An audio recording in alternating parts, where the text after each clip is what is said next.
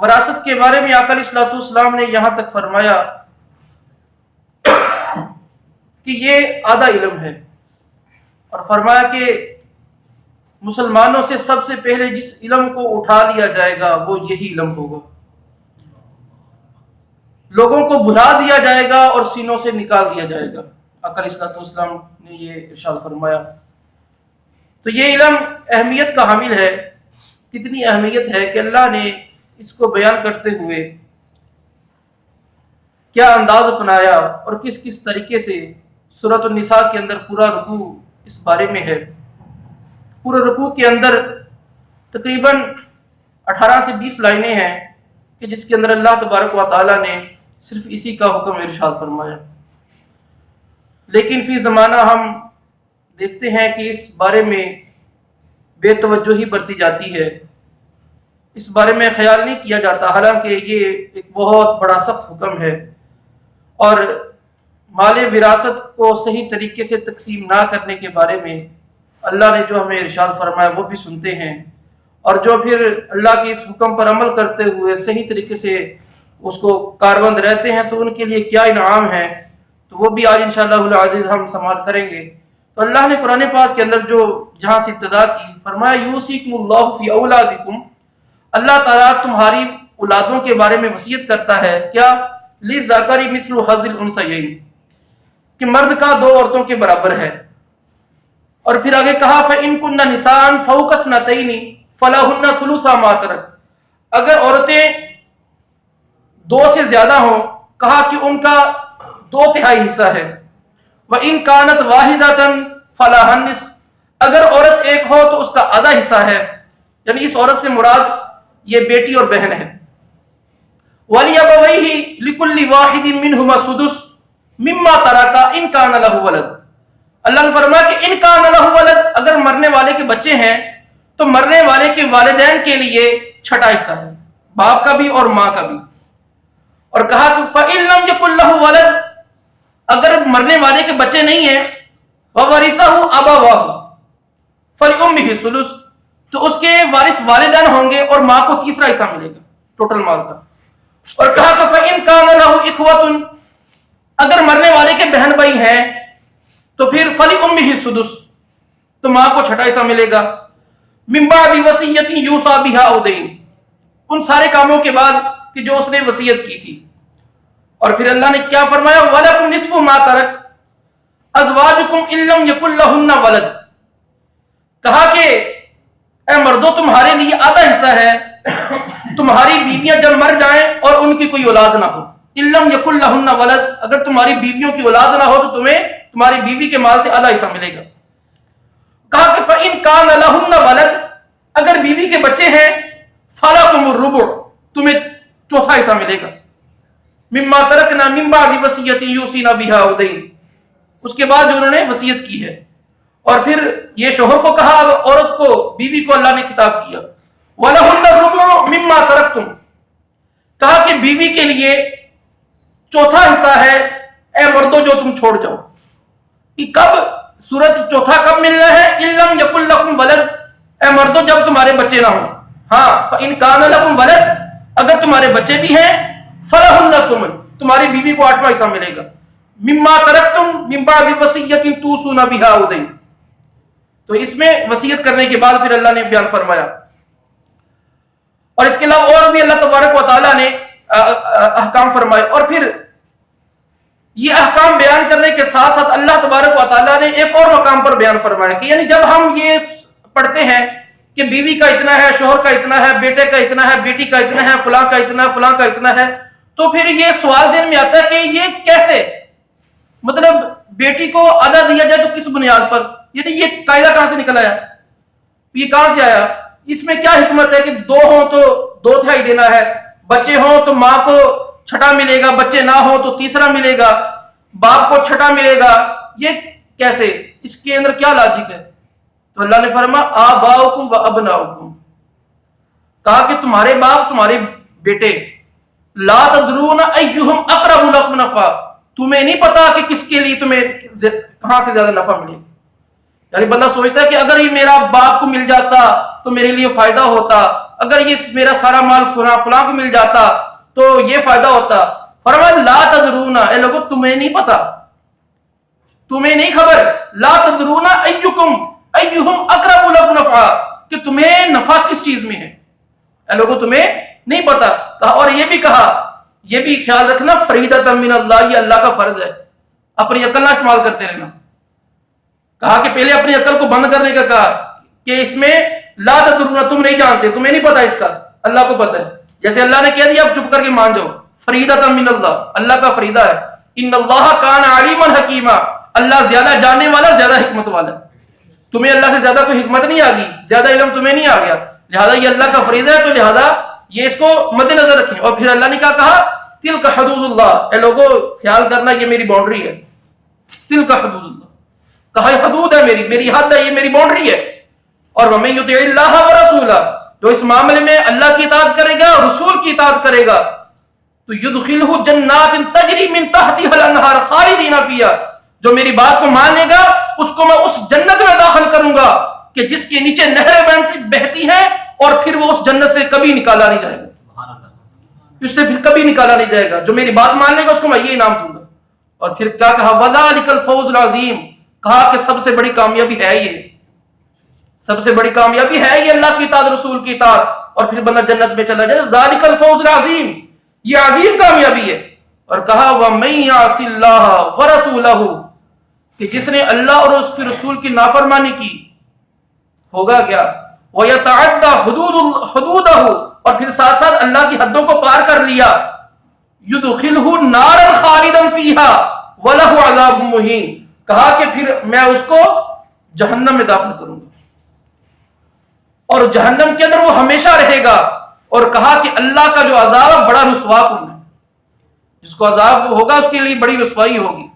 تو اللہ تبارک و تعالیٰ نے یہاں پر شروع کے اندر سب سے پہلے یہ کہا کہ اللہ نے تمہیں وراثت تقسیم کرنے کا حکم دیا، اور پھر رکوع کے آخر کے اندر اللہ نے وراثت کے احکام کو اپنی حدیں قرار دیا، اپنی باؤنڈری قرار دیا. اور پھر کہا کہ جو وراثت کو کما حق، جیسے میں نے کہا ہے ویسے تقسیم کرتا ہے، اس کے لیے میں نے یہ انعام رکھا. اور پھر جو اللہ نے فرمایا کہ جو حق مارے گا، وراثت کو صحیح طریقے سے تقسیم نہیں کرے گا تو اس کے لیے دردناک عذاب، رسوا کن عذاب. تو مال وراثت یہ بڑا ایک احتیاط کا معاملہ ہے، اور ہمارے بزرگان دین مال وراثت کے بارے میں بڑی احتیاط سے کام لیا کرتے. چنانچہ ایک بزرگ رحمۃ اللہ علیہ کا علماء نے اپنی کتابوں میں لکھا ہے کہ وہ ایک شخص کی تیمارداری کے لیے حاضر ہوئے تو دیکھا کہ یہ قریب المرگ ہے.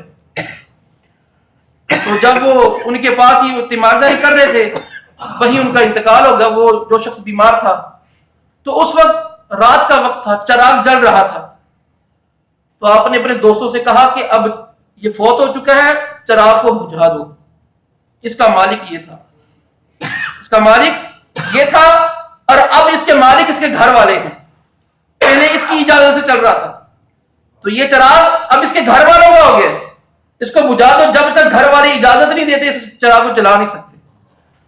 اور عبد الرحمن بن مہدی رحمۃ اللہ علیہ یہ فرماتے ہیں کہ جب میرے چچا کا انتقال ہوا تو میرے والد صاحب بے ہوش ہو گئے، اور جب ہوش آئی تو کہا گھر کے اندر یہ چٹائی بچھی ہوئی ہے جس پر تم سارے بیٹھے ہو، سارے اٹھو اور اس چٹائی کو لپیٹ کر رکھ دو کہ اس میں اب ورثاء کا حق ہو چکا ہے، جب تک وہ اجازت نہیں دے دیتے ہم اس کو استعمال نہیں کر سکتے. تو یہ ہمارے بزرگان دین اتنی احتیاط فرمایا کرتے. لیکن آج ایک چٹائی تو کیا، ہم کیسے کیسے مال کو خرچ کر لیتے ہیں. اور ہمارے بزرگان دین اس میں بہت زیادہ احتیاط سے کام لیتے کہ جب بندہ فوت ہو جائے تو اس کے اندر ورثاء کا حق منتقل ہو جاتا ہے، تو اس میں بندے کو خیال رکھنا چاہیے. اور مال وراثت کے حوالے سے ایک اور بات کہ ہمارے ہاں جب بندہ فوت ہوتا ہے یا ادھیڑ عمر میں پہنچتا ہے یا وہ ایسی بیماری میں مبتلا ہو جاتا ہے کہ جس میں اس کو ہوتا ہے کہ ہو سکتا ہے میرا انتقال ہو جائے، اور بعض دفعہ انتقال ہونا یا مر جانا یقین کے درجے میں تقریباً پہنچ چکا ہوتا ہے کہ اب تھوڑے سے دن رہ گئے ہیں اور حالت یہ ہو چکی ہے کہ اب میں مر جاؤں گا. تو پھر وہ کیا کرتے ہیں، وہ مال کو لٹانا شروع کر دیتے ہیں. مال کو اپنے عزیز اقارب کو دینا شروع کر دیتے ہیں، اور بعض اپنی طرف سے نیکی کا ارادہ کرتے ہوئے وہ مال کہتے ہیں کہ سارا مسجد کو دے دیا، کوئی کہتا ہے کہ یہ مال میں نے فلاں کو دے دیا، فلاں کو دے دیا۔ تو ایسے لوگ آقا علیہ الصلوۃ والسلام کی ایک حدیث مبارکہ کو مد نظر رکھیں۔ اس کے راوی ہیں حضرت سعد بن ابی وقاص رضی اللہ تعالیٰ عنہ، فرماتے ہیں کہ میرے آقا و مولا مکی مدنی مصطفیٰ صلی اللہ تعالیٰ علیہ وآلہ وسلم نے فرمایا انک ان ترکت ولدک اغنیاء خیر من ان تترکہم عالۃ یتکففون الناس۔ کہا میرے آقا نے کہ تیرا اپنے ورثاء کو غنی چھوڑنا اس سے بہتر ہے کہ تو انہیں محتاج چھوڑے کہ وہ لوگوں کے سامنے ہاتھ پھیلائے۔ یعنی تو یوں جا رہا دنیا سے کہ سارا مال لٹا دیا، سارا مال آگے پیچھے کر دیا، اور تیرے بچے بعد میں لوگوں کے سامنے ہاتھ پھیلاتے رہے۔ فرمایا کہ تیرا بچوں کو غنی کر کے جانا یہ بہتر ہے، تیرا بچوں کو، اپنے اولاد کو، اپنے ورثاء کو غنی چھوڑ کے جانا یہ بہتر ہے اس سے کہ کل کو وہ لوگوں کے سامنے ہاتھ پھیلاتے رہے۔ اس نیت سے مال چھوڑ کے جانا کہ کل کو ان کے لیے پریشانی نہ ہو، لوگوں کے سامنے ہاتھ نہ پھیلائیں۔ تو یہ آقا علیہ الصلوۃ والسلام نے فرمایا کہ اس نیت سے مال چھوڑنا یہ بہتر ہے۔ تو ہمارے ہاں مال وراثت کو لے کر جو 5 بڑے گناہ کیے جاتے ہیں آپ کے سامنے وہ رکھوں گا کہ اللہ تبارک و تعالی ہمیں جو وراثت کا حکم دیتا ہے اور ہم کن کن مقامات پر عمومی طور پر ہم غلطی کرتے ہیں وراثت کے معاملے میں۔ پہلا تو یہی میں نے بتایا کہ وصیت کر کے جاتے ہیں اور پھر ورثاء کو محروم کر دیتے ہیں۔ وصیت یوں کرتے ہیں کہ میرا سارا مال اٹھا کے فلاں کو دے دینا، تو یہ وصیت ہمارے ہاں ایسے کیا جاتا ہے چونکہ شرعی قانون نہیں ہے، ہمارے ہاں دوسرے قوانین ہیں، تو حالانکہ ہمارا شرعی اصول تو یہ ہے کہ اگر وہ مرنے والا وصیت کر جائے تو اس کی وصیت بھی تیسرے حصے میں نافذ ہوگی، 2 حصوں میں نافذ نہیں ہوگی، چونکہ ہمارے ہاں ایسا قانون نہیں ہے۔ جو مرنے والا جیسے وصیت کر جائے پھر سارا کا سارا مال ہڑپ ہو جاتا ہے، وہ جس کو وصیت کی جاتی ہے اس کو وہ مال چلا جاتا ہے۔ تو ایسی وصیت کرنا بیسک طور پر یہ بھی گناہ کا کام ہے، تو اسے اللہ تبارک و تعالی ہمیں محفوظ فرمائے۔ اور بعض دفعہ ہوتا یہ ہے کہ اسی سلسلے میں وہ لکھ دیتے ہیں کہ میرا بچہ آق ہے، میرے بچے کو فلاں بیٹے کو وہ میرا نافرمان ہے، اس کو میرے مرنے کے بعد کچھ حصہ نہ دیا جائے، تو ایسی وصیت کرنا بھی جائز نہیں ہے۔ ہاں وہ نافرمان ہے، اس کی نافرمانی کا گناہ اسے ملے گا، وہ ایک گناہ کبیرہ کر رہا ہے، لیکن اس کا یہ مطلب نہیں ہے کہ اس کو وراثت سے محروم کر دیا جائے۔ اور شرعی طور پر آق کی کوئی حیثیت نہیں، والد اگرچہ آق کر بھی دے، لکھ بھی دے، اشتہار بھی دے دے، سب کچھ کر دے، لیکن جب وہ بندہ فوت ہوگا اس کی ملکیت میں جتنا مال تھا دیگر بھائیوں کی طرح، دیگر بیٹوں کی طرح اس سے بھی حصہ وصول ہوگا۔ جو نہیں دے گا، جو بھائی مار لیں گے حصہ، وہ عذاب علیم کے حقدار ہوں گے۔ اور اس کے بعد جو ہمارے ہاں گناہ کیا جاتا ہے کہ جو بندہ وراثت کا مستحق ہے اسے اس کا حصہ نہیں دیا جاتا۔ اس کی بڑی وجوہات ہو سکتی ہے، جہالت ہوتی ہے کہ ہمارے ہاں کئی ایسے رشتے ہیں کہ جنہیں وراثت نہ دینا، اس کا جو حق ہے اسے نہ دینا، وہ سمجھتے ہیں کہ یہ ہمارا رائٹ ہے کہ ہم نے نہیں دیا تو ٹھیک کیا ہے۔ تو وہ اور عمومی طور پر وجہ تو بنیادی یہی ہے کہ انہوں نے اللہ تبارک و تعالیٰ کے حکم کو جانا نہیں، پہچانا نہیں، اس کو دل میں بسایا نہیں، جگہ نہیں دیا۔ تو جو بندے وراثت کو کھا لیتے ہیں، پتہ ہے کہ فلاں کا حصہ بنتا ہے تو پھر وہ نہیں دیتے، تو ایسوں کے بارے میں اللہ نے قرآن میں یہ کہا کہ وَتَأْكُلُونَ التُّرَاثَ أَكْلًا لَمًّا وَتُحِبُّونَ الْمَالَ حُبًّا جَمًّا، اور کہا کہ جو ایسے لوگ ہیں میراث کا سارا مال جمع کرتے ہیں اور مال سے بہت زیادہ انہیں محبت ہے، جو جہنمی لوگ ہیں کہ وہ میراث کو کیا کرتے ہیں، لوگوں کو اکٹھا کر لیتے ہیں اور پھر کیا کرتے ہیں، وہ فرمائے کہ ان کی طبیعت یہ ہے کہ وہ مال سے محبت کرنے والے۔ اور یہ تو میں نے پہلے بیان کر دیا کہ اللہ نے کہا کہ تلک حدود اللہ، کہ یہ اللہ کی حدیں ہیں کہ جو اللہ کی جو وارث کو اس کا حق نہیں دیتا وہ اللہ کی حد کو کراس کرتا ہے، اللہ کی باؤنڈری کو کراس کرتا ہے۔ آج ہمارے ہاں اگر کوئی کہے کہ میری باؤنڈری ہے تو آگے نہیں ہونا، تو وہ بندہ اس کو اپنی انا کا مسئلہ بناتا ہے، پھر اس سے کیسا انتقام لیتا ہے۔ اور جو گاؤں والے ہیں وہ اس بات کو بخوبی زیادہ سمجھتے ہوں گے کہ اگر کوئی کہہ دے کہ میری فصل سے نہیں ہونا، میری پیڑی سے نہیں ہونا، پھر اس پر جو دشمنیاں ہوتی ہیں وہ آپ بہتر جانتے ہیں، اس پر پھر جو نسلوں میں جو دشمنیاں چلتی ہیں وہ آپ اس سے آگاہ ہیں تو اللہ نے کہا یہ میری حد ہے بھائی، اس سے آگے نہیں آنا. تو جو بندہ وارث کو اس کا حصہ نہیں دیتا تو وہ اس باؤنڈری کو کراس کرتا ہے، اس لائن کو کراس کرتا ہے. تو اس میں حضرت انس رضی اللہ تعالیٰ عنہ کی ایک حدیث مبارکہ سنیے. آقا علیہ الصلوۃ والسلام نے فرمایا کہ من قطع میراث وارثہ قطع اللہ میراثہ من الجنۃ یوم القیامہ. کہا کہ جو شخص اپنے وارث کی میراث کو کاٹے گا اللہ تبارک و تعالیٰ قیامت کے دن جنت سے اس کا حصہ کاٹ دے گا. کیسا بڑا عذاب ہے. جو بندہ وارث کا حصہ کاٹے گا اس میں ڈنڈی مار دی، بنتا زیادہ تھا کم دے دیے یا بالکل ہی نہیں دیا تو کیا ہوگا، اللہ تبارک و تعالیٰ جنت سے اس کا حصہ کاٹ لے گا. اور دوسرا یہ ہوتا ہے کہ ہمارے ہاں مال وراثت کو دبا دیا جاتا ہے، پتہ بھی ہوتا ہے کہ یہ ہے اس کا حصہ لیکن نہیں دیا جاتا. تو یہ مال وراثت کو کھانا، ایک تو یہ تلک حدود اللہ اور دوسرا یہ حرام مال کھانا. یہ کیا ہے، یہ اوپرا مال، پرایا مال، یہ حرام طریقے سے کھانا ہے. اور حرام مال کھانا اس کے آقا علیہ الصلوۃ والسلام نے اپنی احادیث میں بیان فرمایا کہ جو بندہ مال حرام حاصل کرتا ہے اگر اس کو صدقہ کرے تو وہ قبول نہیں ہوتا. فرمایا کہ اگر خرچ کرے تو اس میں برکت ہی نہیں ہوتی. اور فرمایا کہ اگر وہ چھوڑ کر چلا جائے تو وہ جہنم کا سامان بن جاتا ہے اس کے لیے. اور فرمایا کہ اللہ تبارک و تعالیٰ برائی سے برائی کو نہیں مٹاتا، ہاں نیکی سے برائی کو مٹا دیتا ہے. اور فرمایا کہ بے شک خبیث کو خبیث نہیں مٹاتا. ہمارے یہاں کیا ہوتا ہے، یہ کیوں یہ حدیث مبارکہ مکمل پڑھی، ہمارے یہاں کیا ہوتا ہے یہ کہ مال دبایا ہوتا ہے، کبھی بہنوں کا حصہ دبایا، کبھی ماں کا حصہ دبایا، کبھی باپ کا حصہ دبایا، اور پھر کہتے ہیں کہ میں تو حاجی بن گیا. پھر کہتے ہیں کہ میں نے مسجد پر اتنے پیسے خرچ کر دیے، میں نے فلاں پر اتنے پیسے خرچ کر دیے، اور سمجھتے ہیں کہ وہ سارا پاک ہو گیا. میرے آقا نے فرمایا کہ خبیث چیز خبیث کو نہیں مٹاتی. بندہ اس لیے خرچ کرتا ہے نا کہ میرے گناہ مٹ جائیں. تو گناہ گندے، جو مال خرچ کیا وہ بھی گندا، گندے نے گندے کو کیا مٹانا، یہی کہا کریں. خبیث خبیث کو نہیں مٹاتا. گناہ اسی مال سے جڑتے ہیں جو پاک ہوتا ہے، جو اپنی محنت سے کمایا ہوتا ہے، جو حلال کی روزی ہوتی ہے. حلال کی روزی سے ہی گناہ جڑتے ہیں. حرام کی روزی بندہ جتنا مرضی صدقہ کرتا رہے اس سے گناہوں میں اضافہ تو ہو سکتا ہے لیکن گناہ جھڑ نہیں سکتے. جیسے گندگی لگی ہو تو گندگی کو مٹانے کے لیے صاف پانی کا استعمال کیا جا سکتا ہے. اگر گندگی کو گندگی کے ساتھ مٹائیں گے تو وہ آپ کے جسم کو اور گندا کر دے گی، آپ کے کپڑے کو اور گندا کرے گی، اسے پاک نہیں کرے گی. اور آقا علیہ الصلوۃ والسلام نے فرمایا کہ ایسا اپنی غذا کو پاک کر لو، اپنے کھانے کو کیا کرو، پاک کر لو، مستجاب الدعوات بن جاؤ. ایسا اپنی غذا کو پاک کر لو، مستجاب الدعوات بن جاؤ گے. اور کہا کہ اس ذات پاک کی قسم کہ جس کے قبضہ میں محمد کی جان ہے، بندہ حرام کا لقمہ اپنے پیٹ میں ڈالتا ہے تو اس کی 40 دن کے اعمال اللہ کی بارگاہ میں رد کر دی جاتے ہیں. ایک لقمہ، بندہ ایک لقمہ اپنے پیٹ میں ڈالے تو 40 دن کے جتنے اعمال ہیں اللہ ساروں کو مردود کر دیتا ہے.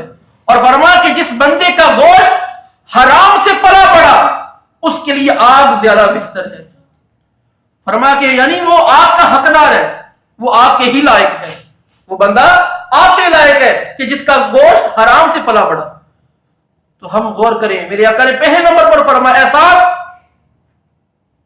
حلال غذا کھاؤ، حرام سے بچاؤ اپنے آپ کو، تم مستجاب الدعوات بن جاؤ گے. مطلب کیا کہ جو رب سے مانگو گے رب تجھے عطا کرے گا. ہماری دعائیں قبول نہیں ہیں، غور کر لیں کہیں حرام کا مال تو نہیں میرے اندر، حرام کا لقمہ تو نہیں میرے اندر، کہیں ڈنڈی مار کے مال تو نہیں حاصل کیا، دھوکہ دے کر، فریب دے کر، بھائی کی وراثت پر قبضہ کیا ہوا ہے، ماں کا حصہ میں نے نہیں دیا، میں نے کسی کا حصہ دبایا ہوا ہے، خام خواہ کسی کی چیز پر قبضہ کیا ہوا ہے، فلاں کے پیسے بنتے تھے میں نہیں دے رہا، اس کا نقصان میں نے کیا تھا پتہ بھی ہے، خام خواہ میں نے اس کے پیسے نہیں ادا کیے. تو اس کے بڑے طریقے ہیں. تو بندہ غور کر لے، ہمارا گلا ہے میری دعا قبول نہیں. میرے آقا علیہ الصلوۃ والسلام کی ایک اور حدیث مبارکہ کہا کہ ایک بندہ اس کا کھانا حرام کا، اس کا پینا حرام کا، لمبا سفر کرتا ہے، بال اٹکے ہوئے ہیں، مٹی سے بھرے ہوئے ہیں، بری حالت ہے، اور پھر کہتا ہے باری تعالیٰ فلاں کام کر دے، فلاں چیز دے دے.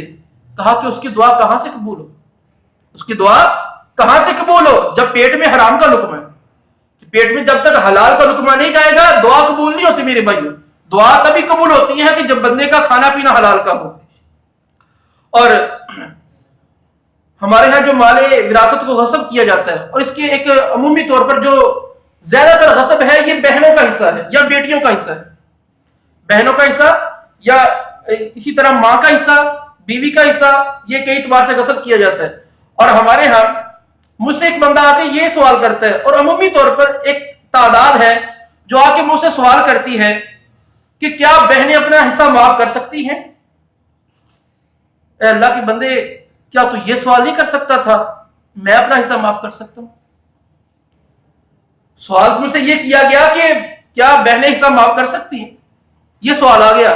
کیا یہ بھی سوال کبھی کسی نے کیا سنا ہے کہ بھائی اپنی بہنوں کو حصہ معاف کر سکتے ہیں؟ یعنی بھائی یہ کیوں معاف کرتے ہیں؟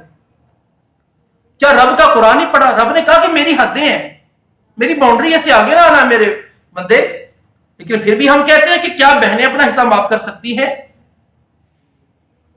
ہم وہ حصہ، وہ بہن کی جس کے بارے میں اللہ نے کہا کہ اگر ایک ہوتی تو اس کو آدھا ملنا تھا، اگر دو ہوتی یا اس سے زائد ہوتی اس کو دو حصے ملنے تھے، اور یہ کہا کہ اگر بھائیوں کے ساتھ ہوتی تو انہیں بھائیوں سے آدھا ملنا تھا۔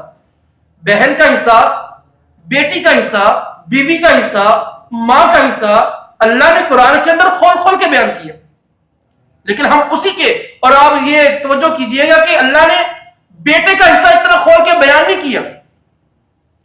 جو میں نے آیتیں پڑھی میں آپ کو دوبارہ یاد دلاتا ہوں۔ اللہ نے کہا مردوں کا عورتوں سے ڈبل ہے، یہ ایک مقام مرد کا جو ذکر کیا، پھر اس کے بعد باعتبار شوہر کا ذکر کیا، یہ، اور پھر باعتبار باپ کے۔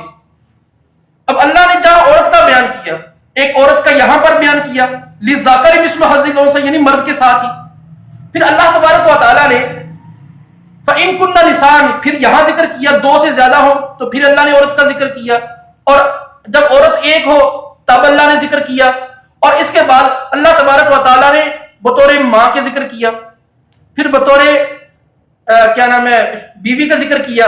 یعنی جتنا ذکر اللہ نے عورت کا کیا اتنا مرد کا اتنا واضح انداز سے ذکر نہیں کیا۔ تو اللہ تبارک و تعالیٰ جس کا ذکر بار بار کر رہا ہے، ہم اسی کے حصے پر قبضہ کرنے بیٹھے، ہم اسی کے حصے کو لینے کی خواہش رکھتے ہیں، تو یہ بالکل بھی ہمارا انداز درست نہیں ہے۔ تو وہ لوگ جو یہ کرتے ہیں وہ اللہ کے حکم سے ڈرے، اور پھر ہمارے ہاں یہ بات کی جاتی ہے کہ بہنیں حصہ معاف کر دیں، اور یہ وہ کیوں کرتی ہے؟ کبھی غور کیا؟ وہ اس لیے کرتی ہیں، ہمارے معاشرے کے اندر یہ ایک رواج چل پڑا ہے کہ بہنیں ان کے ساتھ پیٹ نہیں لگا ہوتا۔ شاید ہمارے معاشرے والے سمجھتے ہیں کہ وہ ہوا کھاتی ہیں، وہ کھانا پینا نہیں ہوتا، وہ سمجھتی ہیں کہ دنیا کے اندر مجھے ہی مال کی حاجت ہے، انہیں مال کی حاجت نہیں ہے۔ وہ سمجھتی ہیں کہ ہمارے لوگ سمجھتے ہیں کہ وہ ان کو مال سے محبت نہیں ہے، یہ سمجھتے ہیں کہ ان کو کسی چیز کی حاجت نہیں ہے۔ اور یاد رکھیے کہ حاجت ہو یا نہ ہو، آپ کی ایک بہن ہے وہ کروڑ پتی ہے، ارب پتی ہے، اور آپ بالکل کنگال ہے، آپ نے حصہ پھر بھی اس کو دینا ہے۔ میرے رب نے کہا کہ ان کو حصہ دینا تو میں نے دینا ہے۔ ہاں ایک علیحدہ بات ہے کہ وہ قبضہ کر کے اپنا حصہ وصول کر کے جسے دینا چاہے وہ دے سکتی ہے، لیکن اس کے اندر بھی ہمارے یہاں بڑی غلطی کی جاتی ہے۔ ایک بندہ جو مذہبی تھوڑا ٹچ رکھتا ہے وہ کیا کرتا ہے، اس کا مسئلہ پتہ چل گیا کہ بہن کو حصہ دینا ہے، اب بہن کو حصہ دے دیا، اب یہ کیا کرے گا، باتیں سنائی جائے گا، فلانی بہن بڑی چنگی سی، انہیں سارا حصہ اپنے پر آن دیتا، اس طرح کی باتیں کری جائیں گے، اور فلانی بہن تیرے بہت ہی چنگی ہے، فلانے نے ادا کرتا، فلانے نے ادا کرتا۔ اب یہ بھی نہیں کرے گا تو پھر کیا کرے گا، اپنا رویہ خراب کر لے گا۔ پہلے بڑے اچھے طریقے سے ملتا تھا، جب پہلے بہن گھر آتی تھی تو بڑی آؤ وقت، اب موڈ ہی نہیں سیدھا ہوتا جناب صاحب کا۔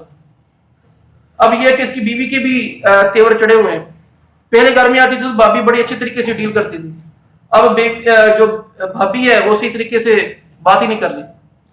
اور پھر کیا ہوتا ہے ہمارے ہاں، پھر جو ہماری مائیں ہوتی ہیں وہ بھی اس موقع پر بڑا غلط کرتی ہیں، وہ بیٹے کا ساتھ دیتی ہیں، بیٹی کو پھر چھوڑ دیتی ہیں، کیونکہ وہ بیٹے کے پاس رہ رہی ہوتی ہیں، اور اس کو بھی بیٹے کا غم کھائی جا رہا ہوتا ہے کہ میں کو رہنا، انہیں منو نہیں جین دینا۔ یہ ہماری صورتحال ہوتی ہے۔ یعنی یہ سارا ڈیپینڈ کرتا ہے اس مرد پر کہ وہ اگر حصہ دے رہا ہے تو کس انداز سے دے رہا ہے، اور ہمارے یہاں پھر قبضہ کر کے بعض لوٹا دیتے ہیں اس وجہ سے کہ میں نے ساری عمر اپنے بھائی کے دروازے پہ آنا ہے، ساری عمر میں نے ماں کے گھر آنا ہے، اگر میں نے اس کو پیسے نہ دیے تو میں نے اس کا منہ چپ نہ کروایا اس کی پیٹ کی آگ میں نے نہیں بھری تو یہ مجھے سیدھے منہ سے بولے گا نہیں. ہماری اوقات یہ ہوتی ہے اس وقت جب پیسے دیے جا رہے ہیں تو سمجھ لیا جائے کہ اس لیے دیے جا رہے ہیں میرا گندا منہ چپ ہو جائے, اس لیے دیے جا رہے ہوتے ہیں. تو بندے کو اپنی حالت پر غور کر لینا چاہیے.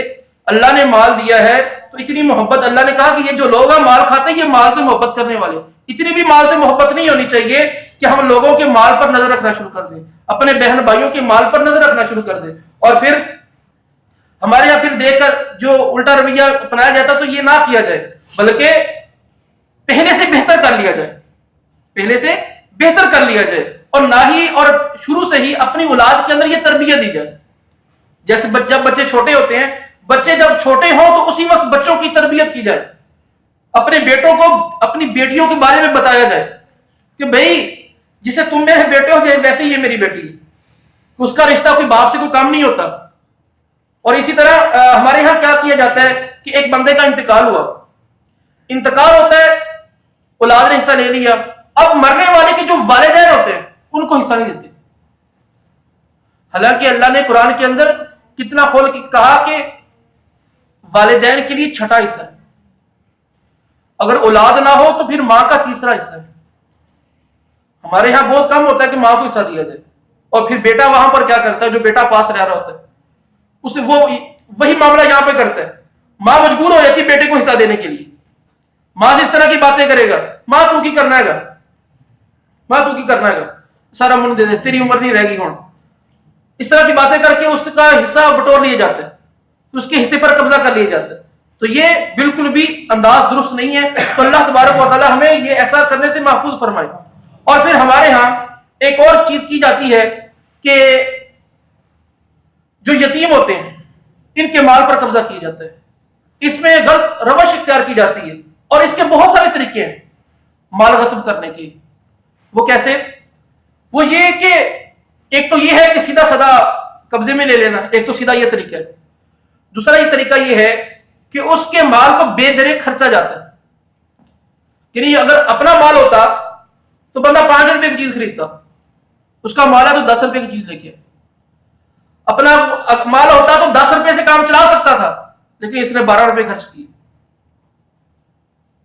تو یہ ایک اس کا مال پر قبضہ کرنا, اس کو مال کو غلط طریقے پر خرچ کرنا. اور دوسرا عمومی طور پر شاید ہی جو میں بات کرنے جا رہا ہوں کوئی گھر خالی ہوگا, وہ یہ کہ جب کوئی بندہ فوت ہوتا ہے تو اس کے تیجے کا اہتمام کیا جاتا ہے, 40ویں کا اہتمام کیا جاتا ہے, یا دیگر چیزوں کا اہتمام کیا جاتا ہے. بچے چھوٹے ہوتے ہیں, نابالغ ہوتے ہیں.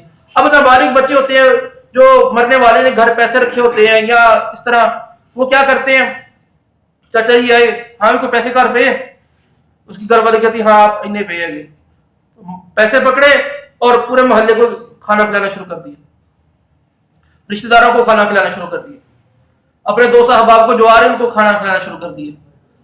اب یاد رکھیے کہ جب وہ بندہ فوت ہوا, اس کے گھر میں جو پیسے تھے, اس کے بینک میں جو پیسے تھے, اس کے گھر کی جتنی چیزیں تھیں, اس کے بچے اس کے مالک ہیں. اور جو نابالغ ہوتا ہے وہ اجازت بھی نہیں دے سکتا, یاد رکھیے. یعنی نابالغ بچہ یہ کہ ہمارے یہاں میں تو پوچھ کے کیتا, میں اپنے اندر نہیں کیتا, میں سارے بچوں کو بٹھایا سی پوچھ کے میں کام کیتا. یاد رکھیے نابالغ بچہ اجازت بھی نہیں دے سکتا, اس کے پیسے نہیں خرچ کیے جا سکتے. یہ شریعت نے بین لگایا ہوا ہے کہ نابالغ بچہ اس کے باپ کے علاوہ, نابالغ بچے کے باپ کے علاوہ کوئی اس کا پیسہ نہیں خرچ کر سکتا. اس کا پیسہ اس کی اجازت کے ساتھ بھی خرچے, ہاں اس پر ہو سکتا ہے اور اس پر بھی ہو سکتا ہے. تو اللہ نے کہا بالمعروف کہ جو عرف میں چلتا ہے ویسا خرچ کرنا ہے. یعنی اس میں بھی نہیں جیسے میں نے پہلے کہا کہ 10 کی چیزیں 12 کی لے کے آ رہے, اللہ نے کہا کہ اس پر بھی خرچ کرنا تو معروف طریقے سے کرنا ہے. اور لیکن اس کے علاوہ جہاں جتنی بھی صورتیں ہیں وہ ختم, اس کے باپ کا ہی ختم کیوں نہیں ہے, تو اس کے مال سے حصہ نہیں دیا جا سکتا, اس کے مال سے خرچ نہیں کیا جا سکتا. تو یہ عمومی گھروں کے اندر یہ غلطی پائی جاتی ہے کہ وہ اللہ کی اسی وعید کی حقدار ہے, تلک حدود اللہ, یہ اللہ کی حد ہے, یہ اللہ کی باؤنڈری ہے. جو یہ کرتا ہے وہ اللہ کی باؤنڈری کو کراس کرتا ہے. اور اگر زمانہ جاہلیت میں یا لا علمی میں اگر آپ سے یہ ایسا سرزد ہو چکا ہے تو اسے اللہ کی بارگاہ میں توبہ کرنی چاہیے, اللہ معاف کرنے والا ہے. اور جن کا حصہ اس طرح خرچ کیے تھے جن کے پیسے, تو ان کو جا کے پیسے واپس لوٹانا ہوں گے. کہ جس کا مال ایسے غلطی سے خرچ کر دیا, لا علمی کی وجہ سے خرچ کر دیا, تو ورثہ اس کے نابالغ تھے, ان کی اجازت کے بغیر خرچ کیا تھا, اب چاہے بڑے ہو گئے تو ان کو پیسے واپس کرنے ہوں گے، یہ علیحدہ بات ہے کہ وہ آپ کو وہ معاف کر دیں، وہ معاف کر دیں تو ایک علیحدہ بات ہے، لیکن ان کو دینا ہوں گے۔ اور تو اس حوالے سے ہمیں غور کر لینی چاہیے۔ اور اسی طرح ہمارے ہاں جو مال وراثت کو تقسیم کیا جاتا ہے، اور اس کی دو جگہوں پر تقسیم کیا جاتا ہے، ایک تو بندہ مرنے کے بعد کرتا ہے، مرنے کے بعد ہوتا ہے، اور دوسرا زندگی کے اندر۔ اب جو زندگی کے اندر ہوتا ہے اس کا اور مرنے کے بعد اس کے احکام مختلف ہیں۔ مختلف کہاں پر ہیں؟ مختلف یہ ہے کہ اللہ نے کہا للذکر مثل حظ الانثیین، لڑکے کا لڑکی سے ڈبل ہے، لیکن زندگی کے اندر اگر وراثت تقسیم کرنی ہو تو کہا، جیسے میں نے پچھلے درس قرآن میں حدیث مبارکہ سنائی تھی کہ آقا علیہ الصلوۃ والسلام نے فرمایا کہ اللہ جسے بیٹی دے اسے ایذا نہ دے، اسے برا بلا نہ کہے، اور اپنے بیٹے کو بیٹی پر فضیلت نہ دے تو اس کے لیے جنت ہے۔ تو زندگی کے اندر جب بھی کچھ بھی دینا ہو تو جتنا بیٹوں کو دے اتنا ہی بیٹیوں کو دے، جتنا بیٹوں کو دینا ہوگا اتنا ہی بیٹیوں کو دینا ہوگا۔ یہ جو اصول ہے کہ بیٹی کو یا لڑکی کو آدھا ملے گا، یہ مرنے کے بعد ہے، کیونکہ وراثت کا لفظ اس کا صحیح تعریف یہ ہے کہ وہ مال جو مرنے والا چھوڑ کے جائے، وہ مال جو مرنے والا چھوڑ کے جائے، جو زندگی میں تقسیم کیا جاتا ہے، شرعی طور پر اس کو وراثت کا نام نہیں دیا جاتا، ہماری زبان کے اندر، ہماری عرف کے اندر اسے بھی وراثت کہہ دیا جاتا ہے، اس لیے کہ کل کو وہ وراثت بنے گی، کل کو اس کے مستقبل کے اعتبار سے لفظ وراثت یہاں پر استعمال کیا جاتا ہے۔ اب وراثت کے احکام ہم نے سنے، تو اس حوالے سے جو چند سوالات ہیں تو وہ کیے جاتے ہیں۔ تو وہ سوال کیا ہے کہ اگر بندے کا انتقال ہو جائے تو پھر بندے کو کیا کرنا چاہیے اس مال کا؟ تو جب بندے کا انتقال ہوتا ہے تو مال میں 4 طرح کے حق متعلق ہوتے ہیں۔ پہلا حق کیا ہے کہ اس کے مال سے تجہیز و تکفین کی جائے، یہ اجازت ہے کہ اس کے مال سے اسی کا کفن دفن کا انتظام کیا جائے۔ کفن دفن کے اندر کفن دفن نہیں ہے، لوگوں کو کھانا کھلانا نہیں، یعنی اس کا جو کفن آئے گا اور جو قبر پہ خرچہ آئے گا، یہ والا انتظام۔ ہاں البتہ کوئی اپنے سے کر دے تو یہ ثواب کا کام ہے، لیکن اگر کوئی اس کے مال سے کرنا چاہے تو یہ کیا جا سکتا ہے۔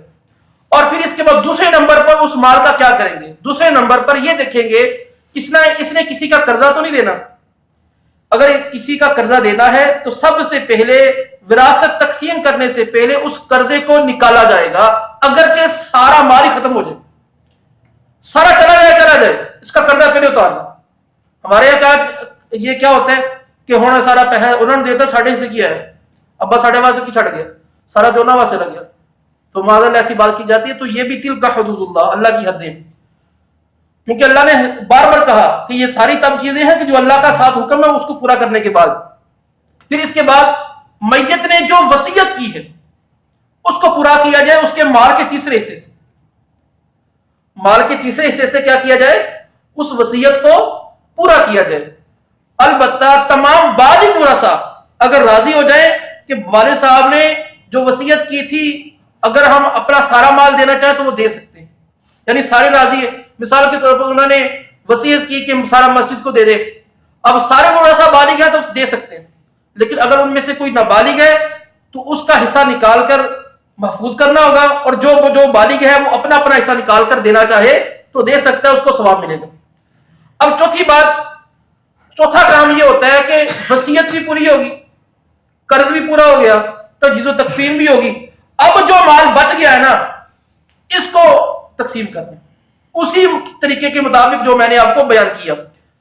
اور اس کے بعد یہ سوال کیا جاتا ہے کہ وصیت کا میں نے آپ کو بتا دیا، اور مزید یہ کہ اگر بندہ اپنے ورثاء کے لیے وصیت کرے، جیسے اپنے بیٹے کے لیے کوئی وصیت کر دی، یعنی ساروں کو بٹھا کر کہا بیٹا جی آپ میرا پوتا نا بڑا کمزور ہے گا، تو یہ سب ادا کریو کہ مرن تو بعد نہ میرے 10 لاکھ نہ انہوں دے دو، بیچارہ غریب ہے، خدمت بھی بڑی کی انہیں، لہذا 10 لاکھ روپیہ انہوں دے دو، تو یہ وصیت جائز نہیں۔ اس کا کلیہ کیا ہے یاد رکھنے کا آسان طریقہ، جس بندے کا حصہ آپ کے مال میں بن رہا ہوتا ہے نا، جس کا حصہ اللہ نے ہی مقرر کیا ہے، جس کا حصہ آلریڈی ہے، اس کے لیے وصیت جائز نہیں۔ جس کا حصہ آلریڈی ہے اس کے لیے وصیت کرنا جائز نہیں۔ یعنی مرے گا بیٹا موجود ہے تو اس کو ملے گا کہ نہیں ملے گا؟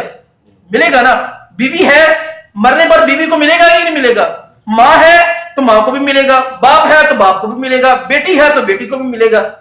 اب مثال کے طور پر بیٹے کے ہوتے ہوئے بھائی حصے دار نہیں ہوتے. جب بیٹا موجود ہو تو بھائی وراثت میں حصے دار نہیں ہوتا. اسی طرح باپ موجود ہے تو دادا حصے دار نہیں ہوتا. اب بھائی کے لیے اس صورت میں وصیت کر سکتا ہے کیونکہ پتا میرے بیٹے ہیں اور بھائی وارث نہیں بن رہا, تو اب اس کے لیے وصیت ہو سکتی ہے.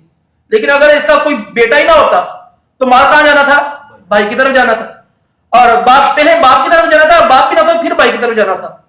تو یعنی جس کا حصہ آلریڈی ہوگا اس کے لیے وصیت کرنا جائز نہیں. اگر کر بھی دے گا تو شرعی طور پر نافذ ہی نہیں ہوگی, شرعی طور پر اس پر عمل ہی نہیں کیا جائے گا. اور کہا کہ شرعن ایسی وصیت کرنا گناہ کا کام کہ یہ بندہ کر بھی نہیں سکتا. یہ تو ایک یہ نا کہ نافذ نہیں ہوگی, دوسرا یہ کہ یہ الفاظ بھی منہ سے نہیں نکال سکتا کہ میرے مرنے کے بعد فلاں کو دے دے. ہاں زندگی کے اندر اگر کوئی بیٹوں میں کوئی غریب ہے, کوئی حاجت مند ہے تو اس کو دینا چاہے دے سکتا ہے, اس وقت دے دے.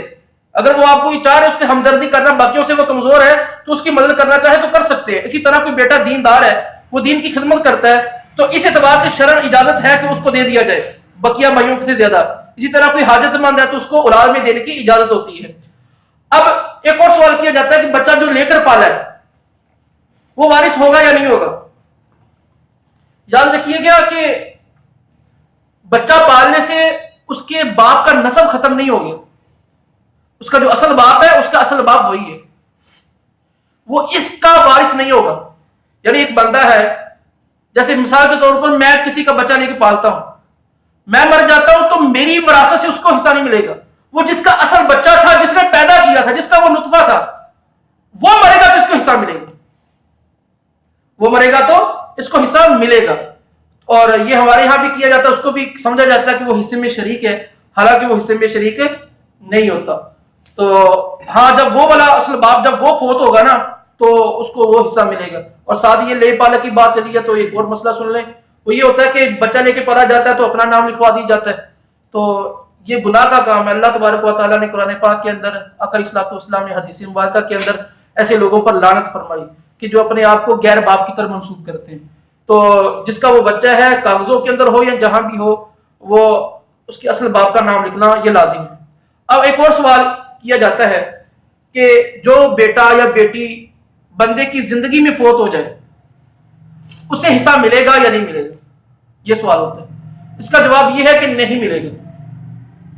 جو اولاد آپ کی زندگی میں فوت ہو گئی, آپ کے مرنے پر اسے حصہ نہیں ملے گا. اب اس پر اگلا سوال کیا ہوتا ہے؟ اس پر اگلا سوال یہ ہوتا ہے کہ اس کے جو بچے ہیں اس کو ملے گا. یعنی اب اس کے بچوں کا اس مرنے والے کے ساتھ دو طرح کے رشتے ہوں گے. وہ کیا رشتے ہوں گے؟ یا تو ان کا دادا ہوگا یا نانا ہوگا. اب یاد رکھیے کہ اس کے اندر وارث ہونے یا نہ ہونے کی دو صورتیں, ایک صورت میں وارث بنیں گے, ایک صورت میں نہیں بنیں گے.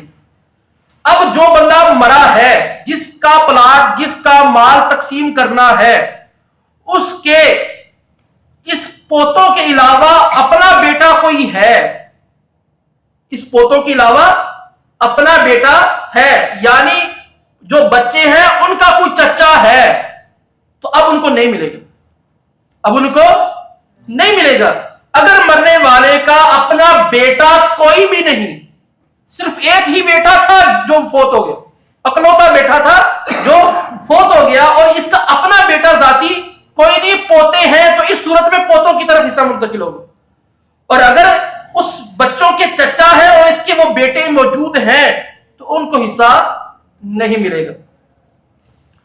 اور اسی طرح سوال ہوتا ہے سوتیلے بہن بھائی, انہیں حصہ کب ملے گا؟ تو یہ سوتیلوں کی کئی قسم ہے. بعض جیسے عربی کے اندر اللاتی, اخیافی, اس کے الفاظ استعمال کی جاتے ہیں. اس کے متعدد اس کی صورتیں ہیں, ابھی وقت کم, اس کا حصہ ملتا ہوتا ہے. جیسے ایک وہ ہوتا ہے کہ جسے جو باپ کی طرف سے بھائی ہوتا ہے, ایک وہ ہوتا ہے کہ جو صرف ماں کی طرف سے بھائی ہوتا ہے, بہن بھائی ہوتا ہے, تو اس کا بھی اللہ تبارک و تعالیٰ نے اسے بیان فرمائے ہیں. تو یہ ایک لمبا چیپٹر ہے کہ اگر کوئی خاص مسئلہ ہوگا تو اس کا جواب دے دیا جائے گا. اور اسی طرح, لیکن جو میں نے پہلے ایک مسئلہ بیان کیا اس پر ایک آیت مبارکہ بھی سن لیں کہ جب دادا کا حصہ پوتے کو نہیں ملتا جب دادے کا اپنا بیٹا بھی ہوتا ہے. لیکن کرنا کیا چاہیے اس موقع پر؟ اس موقع پر کرنا یہ چاہیے اللہ نے جو قرآن میں کہا, وَإِذَا حَضَرَ الْقِسْمَةَ أُولُو الْقُرْبَى وَالْيَتَامَى وَالْمَسَاكِينُ فَارْزُقُوهُم مِّنْهُ وَقُولُوا لَهُمْ قَوْلًا مَّعْرُوفًا. اس کو حصہ تو نہیں دینا، یعنی شرم بنتا نہیں ہے. کہا کہ جب وراثت تقسیم ہو رہی ہو نا اور وہ قریب آ جائے یتیم بچے، کہا کہ انہیں بھی کچھ دے دو. یعنی یہ اچھی بات ہے، یعنی اگر نہیں دے گناہ گار نہیں ہے، لیکن اللہ تعالیٰ نے یہ بھی کہا کہ اگر وہ آ جائیں جب تم مال تقسیم کر رہے ہو تو انہیں بھی دے دو. وَقُولُوا لَهُمْ قَوْلًا مَّعْرُوفًا، اور پھر دے کے یہ نہیں کہنا کہ کرتے بڑا آسان کرتا، انہیں اچھی بات کرو، انہیں پیار سے بولو، انہیں نرم گفتگو کرو. یہ نہیں ہے کہ دے دیا اور پھر ان پر احسان جتلاتے رہے، ٹاڑا تے باندھا بھی نہیں اصلاح بھی دیتا، ٹھیک ہے ساری مہربانی ہے، ایسی باتیں نہیں کرنی. قُولُوا لَهُمْ قَوْلًا مَّعْرُوفًا، انہیں اچھی بات